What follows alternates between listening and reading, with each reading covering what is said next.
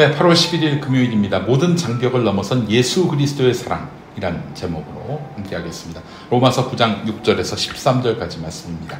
자, 오늘의 한마디입니다. 김동영, 너도 떠나보면 나를 알게 될 거야. 이런 책의 한 부분인데요.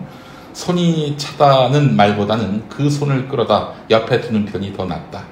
보았다는 말보다는 느꼈다는 말이 더 낫다. 이상하다는 말보다는 특이하다는 말이 더 낫다. 네 말을 이해 못하겠어 라고 말하기보다는 다시 한번 말해줄래 라고 말하는 게 더 낫다. 네, 그래요. 네. 무엇이 더 나을까요? 관계는 충분히 회복될 수 있습니다. 예. 우리의 마음가짐이 그렇게 관계를 복원시킬 수가 있다는 거죠. 로마서 9장 6절에서 13절 함께 하겠습니다. 그러나 하나님의 약속의 말씀이 피했다고는 할 수 없습니다. 이스라엘에게서 태어난 사람이라고 해서 다 이스라엘 사람이 아니고 아브라함의 자손이라고 해서 다 그의 자녀가 아닙니다. 다만 이삭에게서 태어난 사람만을 너의 자손이라고 부르겠다 하셨습니다. 이것은 곧 육신의 자녀가 하나님의 자녀가 되는 것이 아니라 약속의 자녀가 참 자손으로 여겨지리라는 것을 뜻합니다. 그 약속의 말씀은 내년에 내가 다시 올 때쯤에는 사라에게 아들이 있을 것이다 한 것입니다.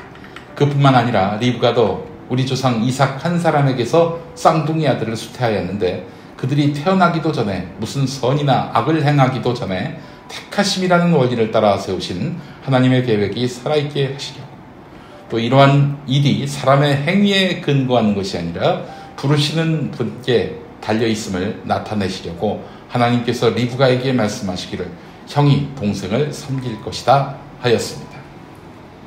이것은 성경에 기록된 바 내가 야곱을 사랑하고 에서를 미워하였다 한 것과 같습니다. 아이고 어려워라. 로마서가 좀 어렵습니다, 여러분.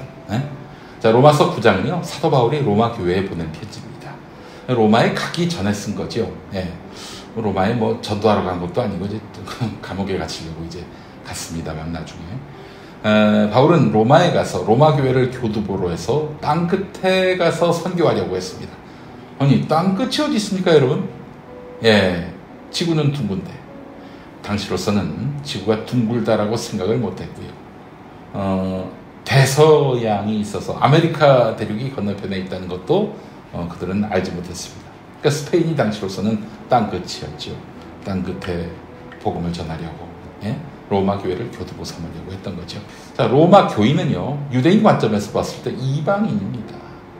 워낙 하나님 믿는 신앙이 유대인에게 초점 맞춰지다 보니까 그들에게, 이방인들에게 그리스도교는 이질적이었습니다. 바울은 하나님의 뜻과 이스라엘의 역사에 관한 교리와 구원의 원리를 설명합니다. 바울은 지금 유대인이 온전치 않다.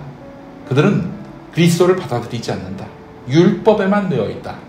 이래서는 안 된다라고 말하고 있습니다. 사실 유대인들은 하나님의 구원이 오직 자기 민족에게만 있다고 확신하면서 예수님이 그리스도인 것을 부정했습니다. 이것이 사도 바울의 슬픔이요 고통이었습니다. 유대 이스라엘은 하나님의 선택된 백성이 맞습니다. 하나님은 그들과 언약을 맺었고 율법을 주셨고 또 하나님을 예배하는 법을 알려주셨습니다. 그러나 이것이 하나님의 구원에 대한 절대적 보증은 아닙니다. 결국 나중에 선택을 받게 된다는 거예요. 구원받을지 말지. 근데 유대민족이면 프리패스? 예, 그런 게 어디 있습니까? 그거는 하나님을 믿는 게 아니죠. 유대민족을 믿는 거 아니겠습니까? 그렇잖아요. 그래서 오늘 말씀은 로마 교인에게 이방인이라고 낙인 찍히더라도 위축되지 말아라. 당신도 믿음을 가지면 동등하게 하나님의 은혜를 얻게 된다라고 말하는 것입니다. 세상 사람이면 누구나 줄 잘 서서 어떤 카르텔에 들어가서 편안하고 복된 인생을 살고 싶어 하지요. 그러나 하나님의 세계에서는 그런 게 없어요. 네가 오늘 어떻게 사느냐를 물으십니다. 신분, 성별, 출신 이런 거 안 따집니다. 오직 너의 행위라고 하면 또 논란이 있을 수 있는데 너의 믿음이 어떠한지 또 믿음의 결과물이 어떠한지를 보고 평가하십니다. 우리 하나님께서. 대단한 반전의 은혜. 여러분 실감하고 계십니까? 기독교인이라서 비기독교인을 우습게 여기거나 특정한 정치적 입장을 갖고 있다고 해서 다른 입장을 가진 사람들을 홀대하거나 미워하거나 그건 예수님을 모르는 유대인의 사는 방법 아니겠습니까? 우리 스스로 항상 하나님께 선택받고자 하는 삶을 사는지 점검합시다. 하나님은 오늘도 당신 뜻에 맞게 사는 이들을 찾으시고 또한 축복하십니다. 기도하시죠. 하나님, 우리가 나만 옳다고 생각하는 그릇된 자기 확신으로 다른 사람을 판단하고 정죄하는 사람이 되지 않게 인도해 주옵소서. 예수 그리스도의 이름으로 기도합니다. 아멘.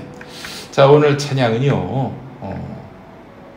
김수가 부르는 사명이라는 노래 잘 아시죠? 예, 이 노래 함께 하시겠습니다. 자, 한국기독교장로회 총회교육국이 만드는 말씀과 삶, 여러분 많은 구독 구매 바랍니다. 돌아오는 주일에 혹시 드릴 예배 처소가 없으신 분들은 벙커원 교회로 오시면 어떨까 합니다. 벙커원 교회에서 팔벌려 환영하겠습니다. 자, 오늘 새벽 성서 읽기 모두 마치겠습니다. 주일에 뵙겠습니다.